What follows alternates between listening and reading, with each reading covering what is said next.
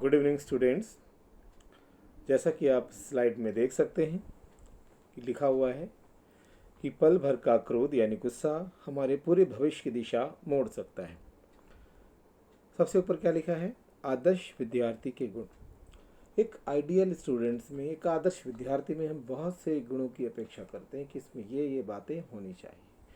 हम पिछले कई वीडियोस में ये बातें करते आए हैं। कभी हम समय की पाबंदी की बात कर रहे हैं, कभी हम जल्दी उठने की बात कर रहे हैं, कभी हम बात कर रहे हैं कि हमें सोच समझकर कोई भी बात बोलनी चाहिए। इसी क्रम में आज हम बात कर रहे हैं क्रोध पर नियंत्रण करने की बात। बहुत बार होता है ये हमारे साथ कि हम अपने गुस्से पर नियंत्रण नहीं रख पाते। हमारा अपने आप पर काबू ही नहीं रहता है, हम कुछ भी बोल जाते हैं।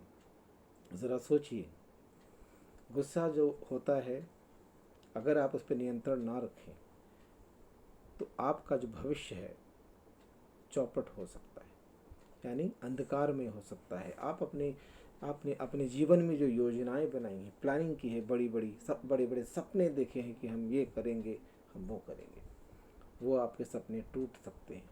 आप सोचेंगे ऐसा क्यों होता है, क्यों हो जाएगा, थोड़े से गुस्से से क्या हो जाएगा। आप सपोज़ कीजिए आप कहीं जाते हैं इंटरव्यू देने के लिए। उस साक्षात्कार में यानी इंटरव्यू में जो इंटरव्यू लेने वाले लोग होते हैं, कई बार ऐसे प्रश्न पूछते हैं जिससे आपको गुस्सा आ जाता है, आपको क्रोध आ जाता है। वो कई बार चेक कर रहे होते हैं कि आपको क्रोध आता है या नहीं आता है। ऐसी स्थितियों में जो जीवन में हमारे विपरीत स्थितियाँ आती हैं, उसमें आप कैसे उन चीज़ों को मैनेज कर पाते हैं, यानी क्राइसिस को कैसे कंट्रोल करेंगे आप। इसलिए वो आपको चेक करते हैं। और वहाँ पर होगा क्या, अगर आपकी आदत है ज़रा देर में गुस्सा होने की, थोड़ी छोटी छोटी बात पर गुस्सा होने की, क्रोधित होने की, तो वहाँ पर भी आपका यही एटीट्यूड दिख जाएगा। इससे आपका नुकसान होगा। हो सकता है यदि आप अपने गुस्से को नियंत्रण रखने में कामयाब होते, हो सकता है आपका इंटरव्यू बहुत अच्छा गया हो, आपने सब कुछ सही सही बताया हो, आपके 99% तक चांसेस हों सिलेक्ट होने के, आप अपना सपना पूरा करने के। लेकिन इस थोड़े से गुस्से ने, एक छोटे से पल ने आपके सपनों को चकनाचूर कर दिया। तो बच्चों, अभी आप छोटे हैं, इसलिए ये वीडियोस, ये बातें आपके लिए बहुत मायने रखती हैं, बहुत ज़रूरी हैं आपके लिए इन बातों को समझना और अपने जीवन में अभी से लागू करना। जब आपको गुस्सा आता है तो आप समझ जाइए कि आप गलत दिशा की ओर बढ़ रहे हैं। गुस्से का अंत बुरा ही होता है। गुस्से में हमारा जो दिमाग है काम नहीं करता है, हम सही फैसला नहीं लेते, जल्दबाजी में कुछ भी गलत फैसला कर डालते हैं। आज तक कोई भी ऐसा इंसान नहीं हुआ है जिसने क्रोध में आके सही फैसला किया है। यानी कि फैसला लेने के लिए आपका दिमाग, आपका मस्तिष्क आपके नियंत्रण में होना आवश्यक है। गुस्से की स्थिति में आपका मस्तिष्क जो है सही निर्णय नहीं ले सकता, यानी कि निर्णय लेने के लिए एक शांत दिमाग चाहिए। गुस्से में लिया गया निर्णय, उत्तेजना में, एक्साइटमेंट में आप जल्दबाजी में ले लेते हैं और कुछ भी बोल देते हैं जो मुंह में आता है किसी को।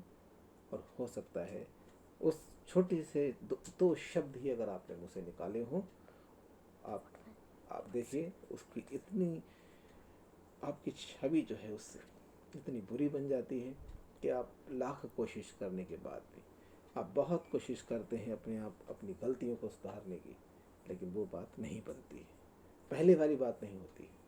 आपको पता होना चाहिए, रहीम का एक मशहूर दोहा है जिसमें वो कहते हैं, रहीमन धागा प्रेम का मत तोड़ो चटकाए, टूटे तो फिर ना जुड़े, जुड़े गांठ पड़ जाए। कितनी बड़ी बात है। यानी आप प्रेम से मिलिए लोगों से, कोशिश कीजिए कि आपको गुस्सा ना आए। यदि नहीं नियंत्रण होता है तो स्थिति से बच के निकल जाए। हमारे साइकोलॉजी में बहुत बातें इस बारे में बताई गई हैं। गुस्से की स्थिति को नियंत्रित करने के लिए आपको चुप रहना सबसे अच्छा इलाज है। आप उस स्थिति से बच के कहीं और दूर चले जाएं, साइड में जाएं। कहा जाता है गिलास पानी पी लीजिए ठंडा, लंबी लंबी सांस ले लीजिए 5-10 बार, आपका दिमाग शांत हो जाएगा। भूल जाइए, क्योंकि गुस्से आप बार बार याद रखिए, गुस्से से आपका ही नुकसान होना है। ठीक है, तो सबसे बड़ी बात है आप शांत रहिए, अपने आप शांत सब तरफ शांति शांति छा जाएगी। क्योंकि रहीमदास ने क्यों कहा ऐसा, कितना भी आपका प्रेम हो, अगर वो गुस्से की वजह से मुंह से जो गलत शब्द निकल गए जल्दबाजी में, क्रोध में आकर के, वो प्रेम का बंधन टूट जाता है। आप सॉरी भी बोलते हैं किसी भी तरह से, जब आप पछतावा होता है आप उसको जोड़ने का प्रयास करते हैं, लेकिन जुड़ तो जाता है, लेकिन जब रस्सी टूट जाती है या धागा टूट जाता है, आप उसको जब दोबारा जोड़ते हैं तो उसमें एक नॉट लगाते, गांठ लगाते हैं, यानी गांठ तो पड़ गई, पहले वाली स्थिति तो नहीं है। ये गांठ क्या है? ये गांठ है दो लोगों के बीच में जो गलतफहमी या गुस्से की स्थिति पैदा हो गई थी, उसके बाद में जब आप दोबारा मिलते हैं तो मन में एक गांठ पड़ जाती है, यानी मन के अंदर आप वो बात बार बार याद आती है और आप पहले जैसा नहीं अपने आप को फील करवा पाते, पहले जैसी सिचुएशन, पहले जैसी मेंटालिटी आपकी नहीं रह जाती है। हमारे मस्तिष्क की ऐसी बनावट है, हमारी सोच ऐसी है। याद रखिए बच्चों, कोई अगर हमारे साथ अच्छा करता है तो आप ज़िंदगी भर याद रखते हैं, कोई हमारे साथ बुरा करता है तो भी आप ज़िंदगी भर याद रखते हैं। यानी कि जो बहुत अच्छी और बहुत बुरी बातें हम कभी भी नहीं भूलते। आप सोचिए, जब आप बहुत छोटे थे, कभी किसी ने आपको प्रेज़ किया है, आपकी तारीफ़ की है कि आपने बहुत अच्छा गाना गाया, बहुत अच्छी कविता सुनाई, बहुत अच्छी आपकी हैंड राइटिंग है, बहुत अच्छा आपने आंसर दिया, आप देखिए वो बातें ज़िंदगी भर आपको याद रहेंगी। आप कोशिश करके देख लीजिए। उसी प्रकार किसी ने आप पर क्रोध किया हो, आपको गुस्सा किया हो, आपको डांटा हो, आप उसको भी ज़िंदगी भर याद रखते हैं कि इस बात पे मुझे डांट पड़ी थी, इस व्यक्ति ने मुझे डांटा था। यानी कि क्रोध की स्थिति और प्रशंसा की स्थिति हम हमेशा याद रखते हैं। क्यों? मेरे कहने का तात्पर्य है कि जो मुंह से बोल रहे हैं सोच समझ के बोलें, अच्छी बातें ही लोगों को बोलें, जिससे कि क्रोध ना आए। और फिर भी अगर क्रोध आ भी जाए आपको, तो आप याद रखिए नुकसान आपका ही होना है, छवि आपकी ही खराब होगी और आपका ही भविष्य खराब हो जाएगा, आपके सपने टूट जाएंगे। और इसको विस्तार से थोड़ा समझ के देखिए। आप आराम से कहीं जा रहे हैं, कार में जा रहे हैं, पैदल जा रहे हैं, कुछ भी हो सकता है, किसी भी तरह से आप जा रहे हैं, अचानक किसी का झगड़ा हो गया रास्ते में, कोई पता नहीं कब कहाँ क्या हो जाए, और आपको पता नहीं था रास्ते में क्या हो जाएगा, और वहाँ पर आपको एक लाइफ स्किल्स का इस्तेमाल करते हुए उस सिचुएशन को हैंडल करना आना चाहिए। आप देखें वहाँ पर बहुत सारे लोग इकट्ठे हो गए और आप अकेले बढ़ गए, लेकिन आप फिर भी क्रोधित हैं, गुस्सा दिखा रहे हैं, होगा क्या? आपका नुकसान हो सकता है। अब आपको ये नहीं पता जिससे आपका झगड़ा हो रहा है वो किस तरह के लोग हैं।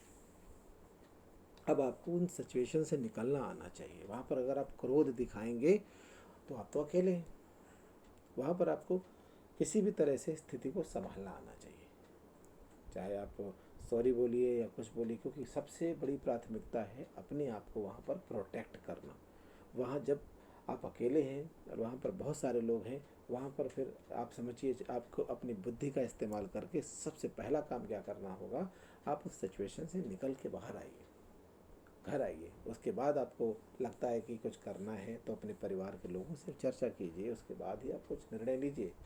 वहाँ पर अगर आप जोश दिखाएंगे, गुस्सा दिखाएंगे, तो आप समझ जाइए हो सकता है उस व्यक्ति के साथ में बहुत सारे लोग हों तो आपको नुकसान हो सकता है। तो आपको हमें इन चीज़ों का पता होना चाहिए कि कब क्या होगा।